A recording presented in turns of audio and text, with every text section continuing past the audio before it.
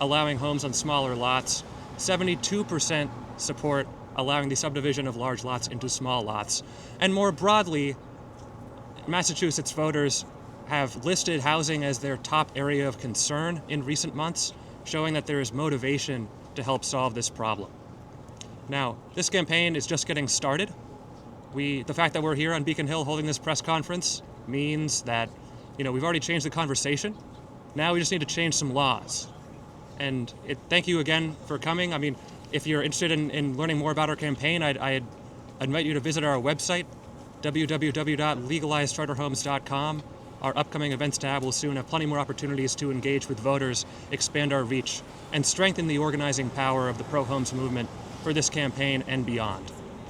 Now it's my great honor to welcome to the stage one of the closest campaign partners we have, Executive Director of Abundant Housing Massachusetts, Jesse Kanson-Benanav. Thank you, Andrew.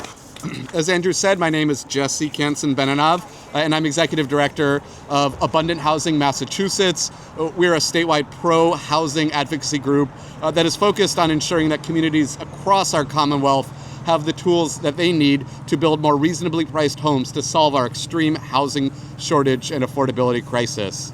I'm glad to stand up here today and lend our support for the Legalize Starter Homes ballot question. I am confident that this ballot question, once passed and added to Mass General Law, will be a critical and impactful tool in the larger toolbox of strategies that our Commonwealth needs to build more reasonably priced homes for all of our current and future residents. For a generation now, Massachusetts has severely underbuilt homes for our residents. Housing is unaffordable in Massachusetts today because there are not enough homes to buy or rent that meet people's needs and budgets. Not having enough homes to buy or rent creates cutthroat competition and drives up prices for housing. In our work, we have heard countless stories of people outbidding one another for homes, for rentals, and for ownership opportunities. Home ownership has become unattainable in Massachusetts. Most people cannot afford big, expensive homes on the market, like McMansions and luxury renovated houses. It is almost impossible to find an affordable starter home, townhome, or condo to help get a foothold in our Commonwealth. When there are not enough homes, we lose the people our communities rely on, like our teachers, our childcare workers, retail workers, our EMTs, and first responders. It causes young people to leave our state in droves because there is a lack of reasonably priced starter homes in Massachusetts. Our seniors and empty nesters remain stuck in larger homes that may have served them while raising their families, but that they cannot leave because no modestly sized homes have been built to allow them to downsize in their own communities. Legalizing starter homes in Massachusetts opens the door for more opportunities in our Commonwealth. A grandmother can be closer to her grandchildren. An aspiring artist can live and work in the community that they grew up in. A recent graduate can move out of their childhood home and start their career. A small business owner can hire locally and support a thriving, growing community. And perhaps most importantly, legalizing starter homes gives working people the possibility to own their own home, build wealth, build a solid foundation of economic stability and opportunity for themselves and their families. At Abundant Housing Massachusetts, we are excited to support this initiative because we know that allowing more homes of all shapes and sizes, including moderately sized single-family homes on smaller lots, creates a Commonwealth worth growing, thriving, and staying here for. Thank you very much. We're proud to be here in support of this ballot question, and I am pleased to hand the mic over to State Senator Jamie Eldridge.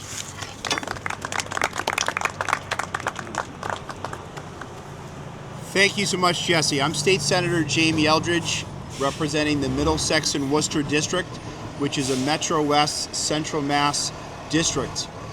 This is a district of 12 communities where we have excellent public schools, small businesses and large corporations continue to come to the area, and most of the communities have invested in strong water infrastructure. But the reality is, when I drive through my district, I am seeing single-family homes now at the price of $1 million. I am seeing people who I grew up with, constituents who are senior citizens, saying they can't afford to buy a home in the district that I represent. So I'm proud to be here to endorse and strongly support this ballot campaign to legalize starter homes. And I think what's important to emphasize is that this isn't just the right thing to do to make sure there's a greater opportunity for more affordable housing for working families, for young professionals, for senior citizens who've downsized or want to downsize. But it's also, when I think of the communities I represent, the most vibrant communities with the most vibrant downtown have the kind of housing that was built maybe 50, 60, 70 years ago that closely represents the starter homes. Homes that were built around 5,000 square feet or less, a little denser, a little more welcoming in the downtown. That is the reason that people come to those downtowns to shop, to go to the parks, to go to a restaurant, to be in a stronger community. In my district, these are communities like Hudson, communities like Marlboro, Ayer, Maynard, where because these homes are not the large single-family homes, whether downtown or the downtown area, it's also a more welcoming place that creates a stronger community as well. So I want to express my strong support for these starter homes.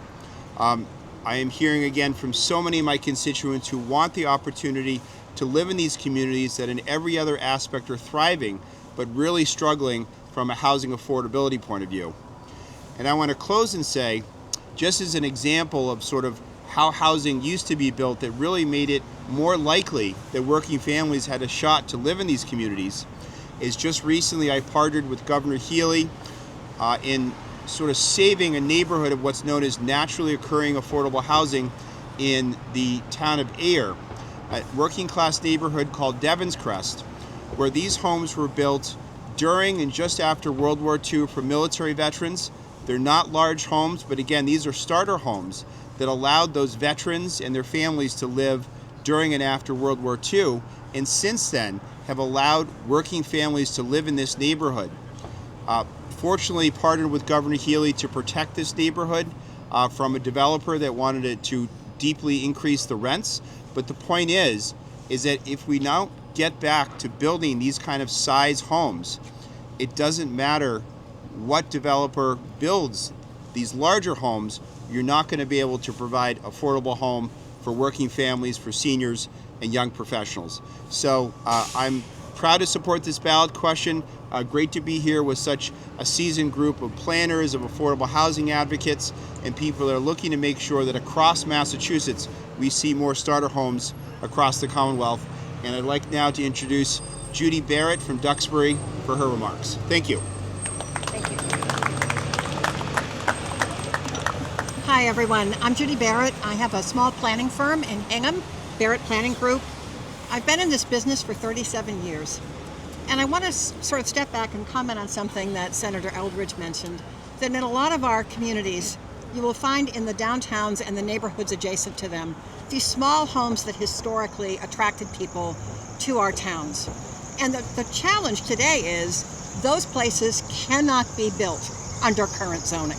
They have been made obsolete. And so in a lot of ways, the zoning that communities have adopted in the interest of trying to protect their character, however they define that, they've sort of illegalized the very forms that allowed younger people to have their first home and to buy into a community, raise a family, and so forth. So part of what appealed to me about this particular initiative is that it's allowing us to restore a development pattern that already exists in these towns but no longer can be replicated. The other thing that appealed to me about this petition and why I am so strongly in support of it is that it focuses on areas that are, quote, already disturbed, that already have adequate utilities to support development. So I know a lot of my friends who are very interested in protecting environmental resources, which we do as well. The thing that really sort of makes this attractive from a planning perspective is we're talking about locations that actually have the adequate utilities to support growth. So for a lot of reasons, this is just really smart community planning. It's respectful of historical traditions in our towns that have been rendered obsolete, and welcomes people of all ages and all income levels into our towns. I can also tell you as an employer, I have seen young planners leaving Massachusetts. To comment back on the remark that Andrew made earlier, we're losing young professionals to other states where people can find housing they can afford. That's not good for the Massachusetts economy. It's not good for our residents. It's not good for our businesses. And it doesn't speak well about the future of the Commonwealth. So for a whole lot of reasons, I support this. I hope everybody does, and I really want to see this become law. So thank you for hearing what I had to say. And with that, I will, introduce Mike Morales from Haverhill. Thank you very much, everyone, for the opportunity to discuss this crisis that we have going on in our state.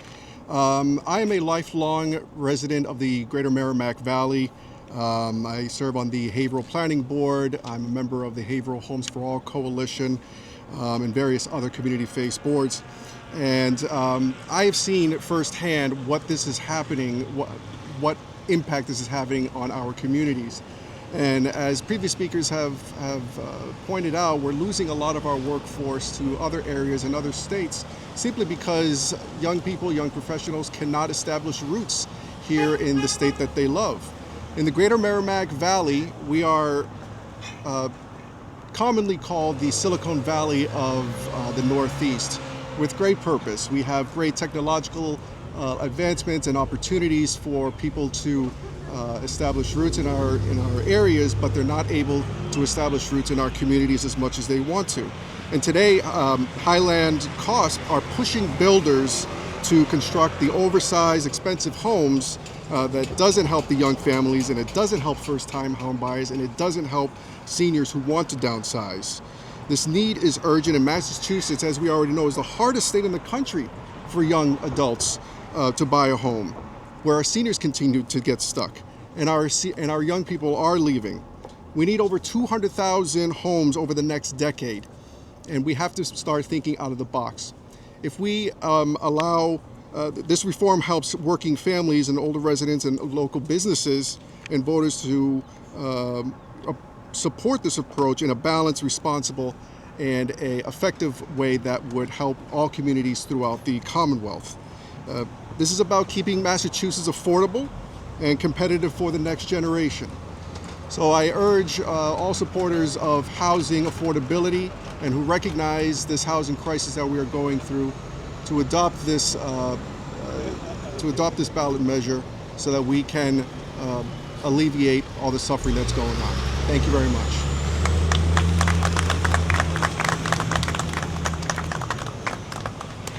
Everyone, thank you so much again for coming. I hope you'll stay engaged with our campaign as we get into the spring and eventually fall. I'm happy to take questions one-on-one with individual reporters. Thank you again.